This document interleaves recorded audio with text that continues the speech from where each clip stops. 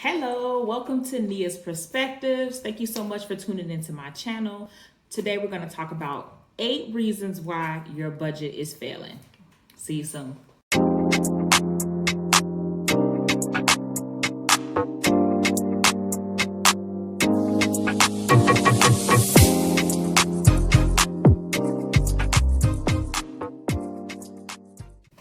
And we're back. So, 8 reasons why your budget is not working. So, you're struggling with money.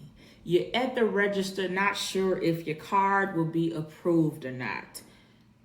You're going out with your friends, and while you're in the car talking, and then you're walking in the restaurant, you're looking down at your phone because you're quickly texting your account or logging in online so you can figure out how much money you have because you're not sure if you have enough money to go into this restaurant. And you need to ask for money before you sit down. You watching the menu carefully because you know you don't deserve to be in this doggone restaurant. You know you can't afford to be here. 8 reasons why your budget is failing, okay? 8 reasons why. So 1, you never revisit your budget. Set and forget is for savings. It's not for budgeting, okay? I'm gonna say that again. Set and forget is for your savings. You set your savings plan and automate your savings and then forget about it so that you don't spend the money.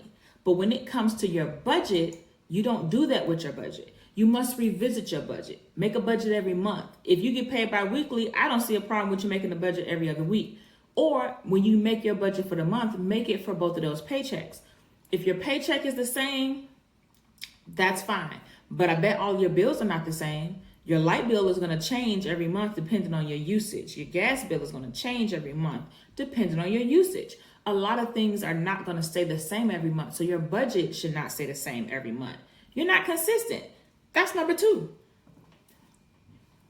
You make a budget and then you follow it for like a week and then you forget the budget exists and you just go on about your life. Like, no, you have to be consistent with your budgeting. 3, you don't focus on your end goal. So why are you budgeting? What are you looking to achieve? Goals don't happen by mistake. You have to consistently work towards them. You have to constantly make intentful and purposeful actions for your goals to happen. It's not going to happen by mistake.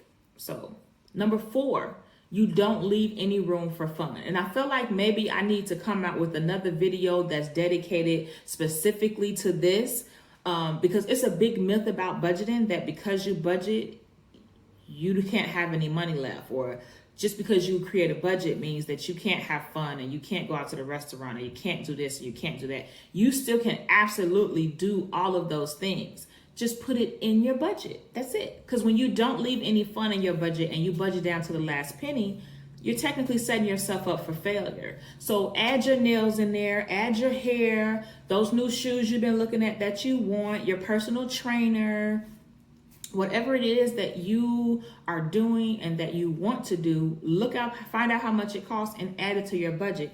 Trust me. Just trust me on this one. Just trust me. So number 5, as I said, you never make adjustments. You just leave it the way it is and you don't go back to fix it. You have to adjust your budget. Maybe you got an income increase. You got a promotion. Maybe you added, I don't know, another stream of income for your business. Your budget should reflect that.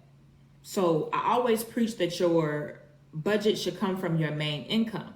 If your main income is your business and you created another stream of revenue for that business, then your budget should reflect that. I'm getting notifications like crazy. That's why my social media notifications keep flying across my screen. So that's why I keep looking. Next, you don't include all of your expenses. So like I said, and I'm sorry, just to keep track, we're on number 6. You don't keep all of your expenses on there. You don't include all of them. Even if it's something that happens after you made the budget and then you spend money on that, you should go back and adjust it. And then a lot of times a budget has an actual column and it has a projected column. So you put what you project it to be and then you put what it actually ends up being, because sometimes it's not the same. Sometimes it comes out different. For example, for insurance right now, a lot of companies are giving credits every month because we're not driving our cars as much because we're sitting at home. So you projected your insurance to be this exact payment, but it became something different because they gave you a credit. So this is just one example of it, but you have to include all of your expenses. And I do mean all of them. If you take Spanish lessons, that Spanish teacher should be in your budget. If you have a trainer, if you get your nails done, if you get your eyebrows waxed, I know that's only $8, but trust me on this one, sis, you should still record it on your budget. All right. And then number 7 is you focus more on the tool than the actual plan. So it relates to number 3, not focus on the end goal, but it's a little bit more in depth. So you're focusing on the budget and the fact that you got to write everything down and you got to track everything and then you got to change this and adjust that. And that part you don't like, but you have to think about what the end goal. What is the end goal? What are you trying to do? Are you trying to pay off debt quicker? Are you trying to put a down payment on your first home? Are you trying to become a real estate investor? Are you trying to just have an emergency rainy day fund? What are you doing? What is the bigger picture? That normally will help you stay motivated. When you set realistic, specific goals, it helps you remain motivated so that you can work better towards. Okay, so that's what. And number 8, and I know you've heard me say this before, you're not paying yourself first. So by paying yourself first in your budget, you're creating a savings. And what that savings does is help you prepare for unexpected expenses. That's why it's important to have that savings. So by paying yourself first, you are preparing yourself to be able to handle an unexpected expense. If you don't, guess what? An unexpected expense will come and it will derail your finances completely. Okay, so we got those 8 straight. Number 1, you never revisit your budget. Number 2, you're not a consistent budgeter. Number 3, no focus on your end goal. You don't focus on your end goal. You're very short-term minded when it comes to your budget. Next, number 4, you don't leave any room for any fun or any entertainment or any of those things for your budget. Number 5, you never adjust your budget. You never adjust it and adjust the numbers on it and what it should be. Number 6, you don't include all of your expenses on it. So it's not really an accurate budget. It's not really an accurate account of what you have to do. Number 7, you're focused more on the art of budgeting than you are on the purpose of your budgeting. And number 8, the last and final reason why your budget is failing is because you're not paying yourself first.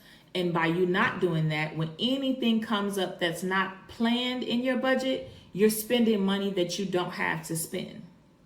So that's it. Again, make sure you hit that like and subscribe button. I'm going to keep bringing the videos, I'm pumping out content for you all. Let me know if it's something that you guys want me to talk about. Let me know what experiences you've had in your budget in the comments. Thank you.